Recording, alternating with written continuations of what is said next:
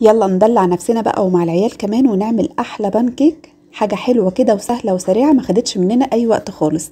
انتوا عارفين اسرع من الكيكه اللي في الفرن كمان. شايفين بقى شكله عامل ازاي وصوص الشوكليت نازل عليها. كمان ممكن نحط عسل بدل الشوكليت. المنظر لوحده تحفه. حاجه حلوه كده وسريعه. يلا نشوف اتعملت ازاي، بس الاول اعملوا لايك وشير وسبسكرايب او اشتراك وفعلوا الجرس عشان يوصلكوا كل جديد.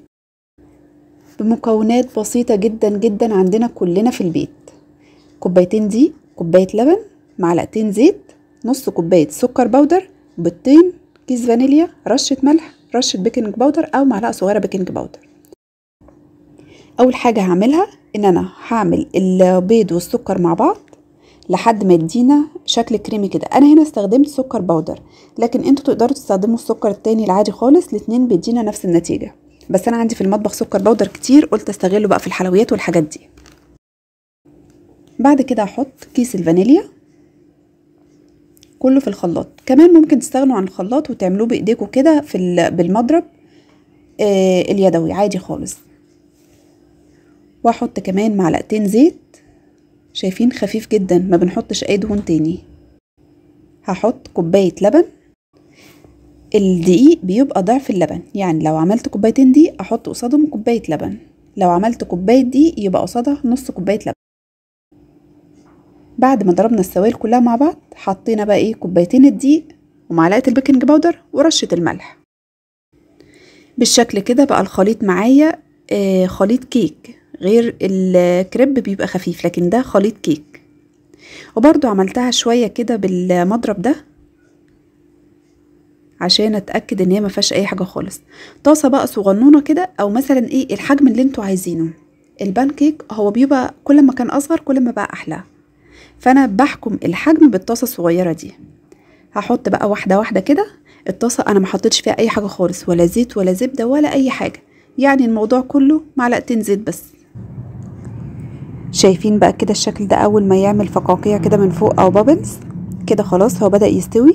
واول ما تسيب من الطاسه، يعني يتحرك من الطاسه كده، يبقى هو كده استوى من تحت، ونقلبه على طول على الوش التاني. شايفين شكله عامل ازاي بقى من تحت؟ السمك برضو تقدروا تحكموا فيه، يعني الكبشه اللي هنحط بيها او المعلقه ممكن نحط اقل منها، بس احنا الحجم ده حلو جدا والسمك ده كمان مناسب قوي. هكمل بقيه الكميه بنفس الطريقه.